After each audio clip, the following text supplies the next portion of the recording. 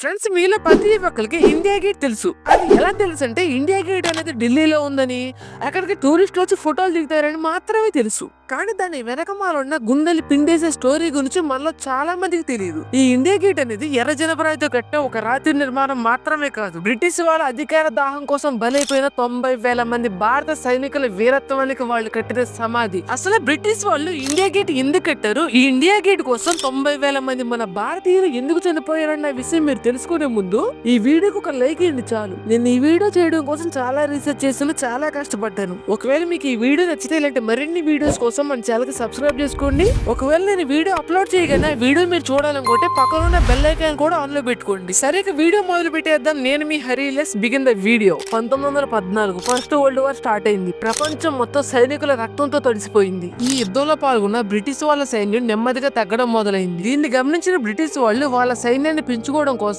వాళ్ళ British colonies లోకి వెళ్లి అక్కడున్న ప్రజల్ని బలవంతంగా వాళ్ళ సైనికులుగా మార్చుకుని యుద్ధం చేయడం మొదలెట్టారు. ఇక్కడ సాడ్ థింగ్ ఏంటంటే, ఆ టైంకి మన ఇండియా కూడా ఒక బ్రిటిష్ కాలనీ. వాళ్ళు మన దేశం నుంచి కూడా 13 లక్షల మంది భారతీయుల్ని బలవంతంగా వాళ్ళ సైనికులుగా మార్చుకుని France, Belgium, east America, Mesopotamia, Egypt లాంటి దేశాల్లో మన వాళ్ళతో పోరాటాలు చేపించి వాళ్ళు విజయాలు పొందారు. ఆ యుద్ధంలో 74,000 మంది చనిపోతే దాదాపు 13,000 మంది శవాలు కూడా దొరకలేదు. తర్వాత 1921 లో బ్రిటిష్ గవర్నమెంట్ చనిపోయిన 74,000 మంది సైనికుల వీరత్వానికి గుర్తుగా ఢిల్లీలో ఒక భారీ స్మారక చిహ్నాన్ని నిర్మించి దానికి ఇండియా గేట్ అని పేరు పెట్టాలని నిర్ణయించుకున్నారు. దీన్ని నిర్మించే బాధ్యతని బ్రిటిష్ గవర్నమెంట్ అప్పటి ప్రముఖ ఆర్కిటెక్ట్ అయిన ఎడ్వర్డ్ కి అప్పచెప్పారు. తర్వాత అతను ఫ్రాన్స్ లోని ఆర్కిటెక్ట్ రయాఫ్ నుండి ఇన్స్పైర్ అయ్యి దీన్ని నిర్మించడం మొదలెట్టాడు. 42 మీటర్ల ఎత్తున్న ఈ భారీ నిర్మాణాన్ని నిర్మించడానికి అతనికి 10 సంవత్సరాలు పట్టింది. దాన్ని నిర్మించడం పూర్తయ్యాక ఆ యుద్ధంలో చనిపోయిన 74,000 మంది సైనికుల పేర్లు దానిపైన చెక్కి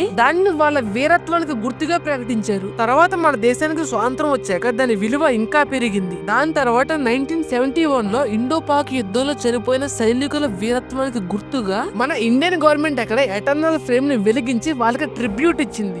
దాని తర్వాత మన ఇండియన్ గవర్నమెంట్ NWM అనే ఒక దాన్ని నిర్మించి మన దేశం కోసం ప్రాణం వదిలిన ప్రతి ఒక్కరి పేరు కూడా అక్కడ రాయడం మొదలు పెట్టారు. ఇండియా గేట్ అంటే టూరిస్ట్ స్పాట్ కాదు, 74,000 మంది సైనికుల వీరత్వానికి సజీవ సమాధి. మీరు ఎప్పుడన్నా ఫ్యూచర్ లో ఢిల్లీ వెళ్ళి ఇండియా గేట్ ని విజిట్ చేస్తే అక్కడికి వెళ్ళి నవ్వుకుంటా ఫోటో దిగడం మాత్రమే కాకుండా ఆ గేట్ పైన ఉన్న పేర్లు కూడా ఒకసారి చదవండి. తర్వాత ఒక్క నిమిషం అన్నా సరే మౌనం పాటించి వాళ్ళకి థ్యాంక్స్ చెప్పండి చాలు. ఈ దేశంలో పుట్టినందుకు మనం ఆ మాత్రం చేయలేమా? నేను కనుక వెళ్తే నేను ఖచ్చితంగా చేస్తాను. మీరు చేస్తారో లేదో కామెంట్ చేయండి. ఒకవేళ మీకు ఈ వీడియో నచ్చితే ఈ విషయం తెలియని మీ ఫ్రెండ్స్ కి షేర్ చేసి ఇలాంటి వీడియోస్ కోసం మన ఛానల్ కి సబ్స్క్రైబ్ చేసుకోండి చాలు. సరే, ఇంకో మంచి వీడియోలో కలుద్దాం. This is Hari signing off. Meet in next video. జై హింద్.